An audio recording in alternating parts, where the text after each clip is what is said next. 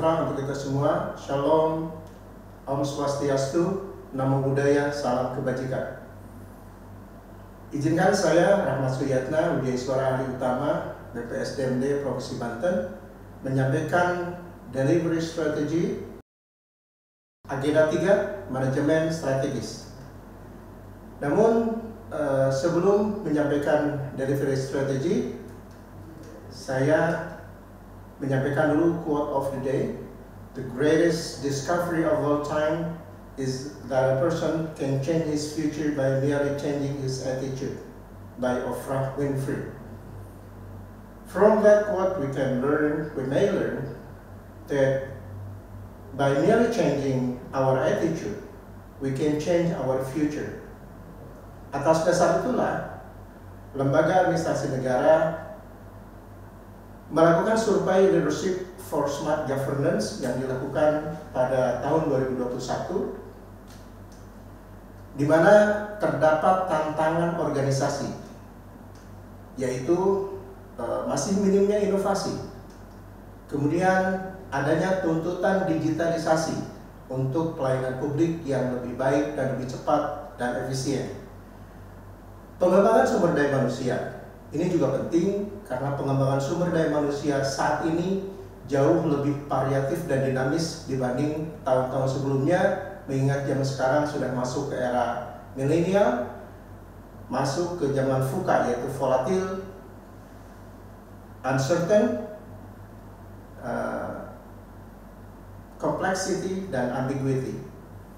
Tuntutan cara kerja juga semakin ada tuntutan untuk menjadi lebih efisien, kemudian membangun kemampuan kolaborasi dan mempengaruhi, sehingga dibutuhkan ASN yang memiliki kompetensi, khususnya yang memiliki kemampuan berpikir inovatif, memiliki mindset berkembang, memiliki etika yang baik, memiliki integritas, kemudian berpikir sistemik, penguasaan teknologi digital yang mumpuni, memiliki kemampuan komunikasi yang efektif, membangun kolaborasi, mengelola perubahan, karena perubahan harus dikelola, bukan untuk dihindari, kemudian kemampuan memecahkan masalah yang kompleks, dan memimpin transformasi digital.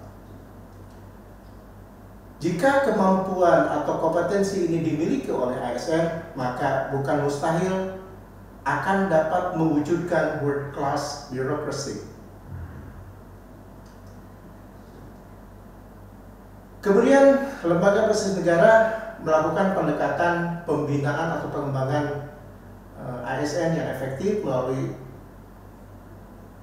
pendidikan dan pelatihan, yaitu adanya pembagian porsi, ada 10%, 20%, dan 70%. Di mana 10% lebih kepada training dan self-study, dan 20% lebih kepada feedback, coaching, dan mentoring.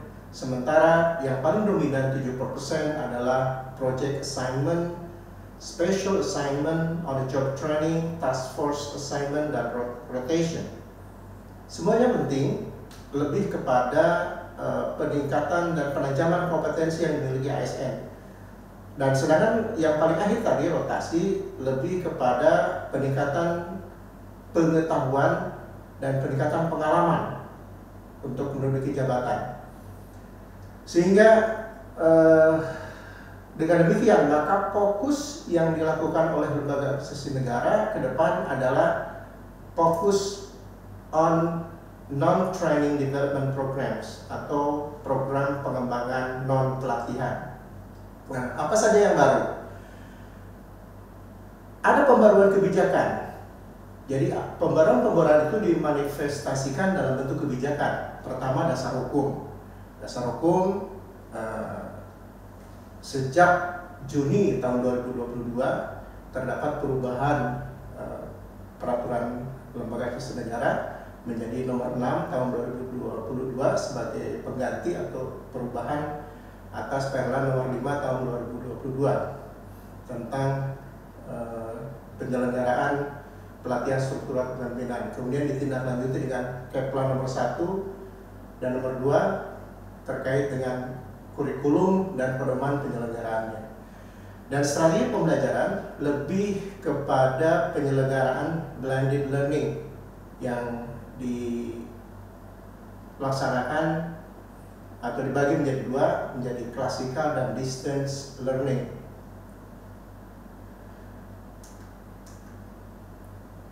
Fasilitasi masih sama, namun hal yang paling baru adalah pemanfaatan learning management system kepemimpinan yang dibangun oleh lembaga administrasi negara. Kemudian apa sih yang baru? Hal yang baru adalah pertama pembaharuan di materi. Materinya sudah up to date, kemudian pendekatan blended learning, dan mata pelatihan menjadi mata pelatihan inti, pelatihan dasar, dan mata pelatihan pilihan. Pelatihan inti nanti dibagi menjadi 4 agenda. Agenda 1 mengolah diri, agenda 2 kepemimpinan strategis, agenda 3 manajemen strategis, dan agenda 3 aktualisasi kepemimpinan strategis. Di mana pelatihan dasarnya juga terdiri dari digital skills, penyusunan kebijakan, kemudian self resilience, dan yang ketiga adalah kemampuan mengelola lintas generasi. Dan mata pelatihan pilihannya banyak, sehingga nanti peserta dapat memilih beberapa mata pelatihan yang dapat membekali mereka pada pengerjaan tugas-tugasnya sebagai JPT. Dan pendekatannya lebih kepada pendekatan agenda, bukan lagi pendekatan mata pelatihan, karena di dalam agenda ini terdiri dari beberapa mata pelatihan. Kemudian ada pemetaan sikap dan perilaku. Nah, kita lanjut ke tahapan blended learning PKN 2. Apa saja tahapannya? Tahapan pertama adalah pembelajaran klasikal, tahap 1. Dilaksanakan di tempat penyelenggaraan. Kemudian ada pembelajaran mandiri. Ini adalah pemanfaatan MOOC yang disediakan oleh lembaga administrasi negara, di mana peserta tinggal mengaksesnya dan mengerjakan apa-apa yang menjadi kewajiban yang harus dilakukan oleh peserta. Kemudian e-learning. Tahap berikutnya adalah e-learning, terdiri dari sinkronus dan asinkronus. Ini diakses di tempat kedudukan peserta. Kemudian pembangunan komitmen bersama di tempat kerja peserta. Dan berikutnya adalah pembelajaran klasikal tahap 2. Nah, ini dilakukan di tempat penyelenggaraan, jadi peserta kembali ke tempat pelatihan untuk melaksanakan pembelajaran klasikal. Setelah itu kembali ke tempat kerjanya masing-masing untuk melaksanakan aktualisasi kepemimpinan kolaboratif. Dan yang terakhir adalah pembelajaran klasikal tahap 3 yang dilaksanakan di tempat penyelenggaraan. Bagaimana alternatif learning delivery proses agenda 3? Agenda 3 ini terdiri dari 4 mata pelatihan, namun tidak dirinci per mata pelatihan pendekatannya agenda, maka sinkronusnya dibagi menjadi 3 hari, hari ke-17, hari ke-18, dan hari ke-19. Di pembelajaran sinkronus hari pertama, yaitu 4 jam pelajaran, diawali dengan fasilitator memaparkan diri, kemudian menjelaskan tujuan, target, dan kesepakatan, mengoverview agenda 3, mereview pembelajaran mandiri, sambil meminta penyerahan esai yang sudah dilakukan oleh peserta. Kemudian ada pemaparan esai agenda 3 per orang. Waktunya cukup lama, 90 menit. Kemudian penjelasan tugas asinkronus. Asinkronusnya yaitu tugas diagnosa organisasi yang membahas esai terpilih. Supaya lebih jelas, peserta nanti dibagi menjadi 3 kelompok untuk menghasilkan solusi kreatif yang dituangkan dalam bentuk PowerPoint dan dipaparkan nantinya. Kemudian di hari di hari ke-18 masih 4 JP atau 180 menit. Rundown atau skenario pembelajarannya diawali dengan mengabsen salam tegur sapa dan mengaitkan dengan materi sebelumnya, yaitu hari ke-17. Kemudian pemaparan kelompok. Dan dan tanggapan. Ini karena 3 kelompok kali 45 menit, waktunya 140 menit. Kemudian refleksi peserta dan kesimpulan, dan diakhiri dengan penjelasan tugas selanjutnya asinkronus hari ke-18.